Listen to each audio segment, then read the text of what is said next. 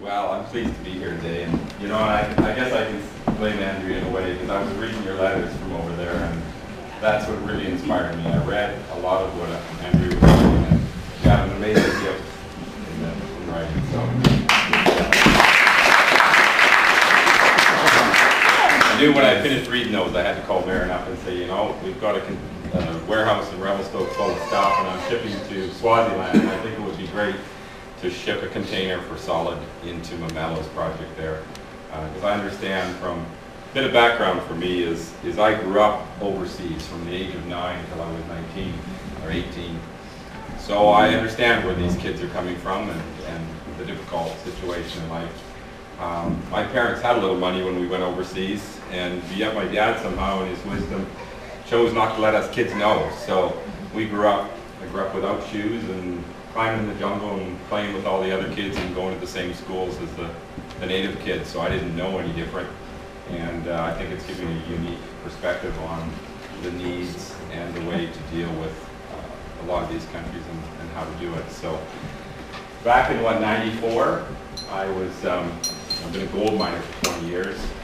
And in 94, I was setting up a large gold mine, and my wife, we got a school reunion invitation 20 years after I was schooling in Fiji, to go back to Fiji to a school reunion.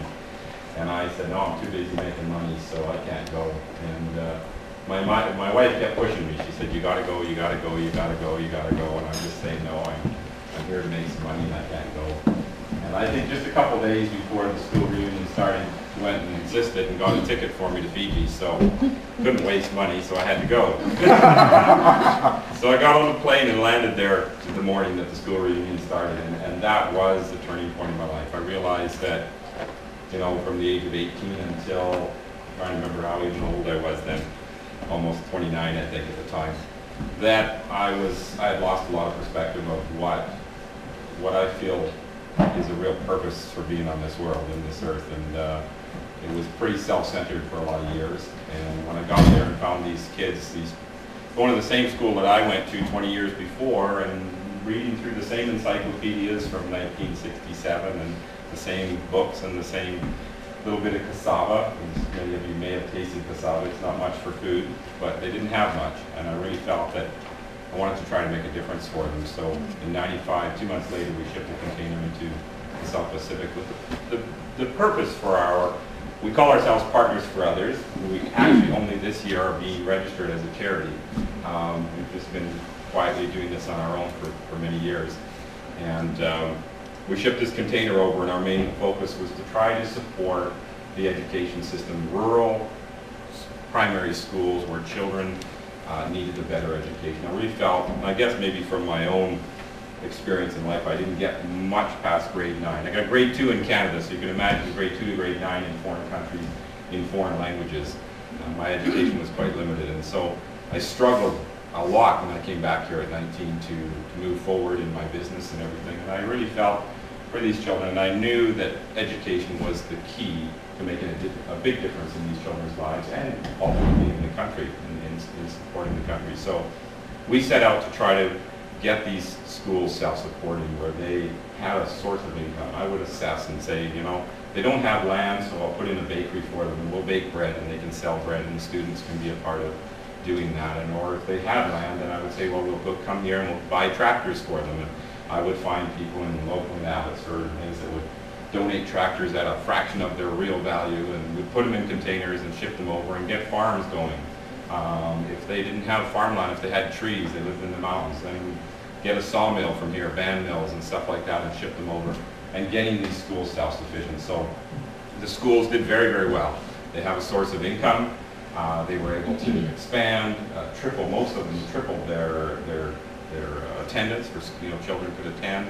We even were able to drop school fees from, I think it was roughly $30 a year to $22 a year, because the school had a source of income. The children would work in the afternoon, and they would get credit towards their tuition. So it really made a big difference. And this has kind of been our goal the last 10 years, is to try to, I don't know how to word it, but try to make or give them the tools to support themselves, so that as I move along from project to project, I can look back 8, 9, 10 years now and see projects that I helped 10 years ago not only doing well for themselves, but reaching out and helping other sister schools on other islands around them and saying, you know, we have extra and we can support you and help you get going. So of 11 schools we've started now, I know it's branched out to many, many other schools. So that's just a bit of a background of who we are and what we try to focus on doing. And with the project in Lesotho, like I say, reading your letters and became really drawn in to see what I could do, because I understood that there was an immediate need. I saw the plan that all of you were doing for Mamelo, and it's fantastic. The long-term goals that will be established there and the success, I can see it happening. But I realized there were some short-term needs that have to be met at the same time. You can have your goals of what you want to do for the future and how it can come together. But I tell you, when you're standing there on the ground and a little kid is hungry and doesn't have shoes and needs some warm clothes because winter's setting in, there is immediate needs that have to be dealt with. So we try to address both, the immediate need, at the same time assess what the long-term solution is. So I guess I'll get Kyle to turn the video on here and we'll, yeah, that one. I came home with 10 hours of video. My wife always says to me, you never take enough video and pictures, ever. So I handed the camera, Here we are. I handed the camera to everyone. No matter who it was.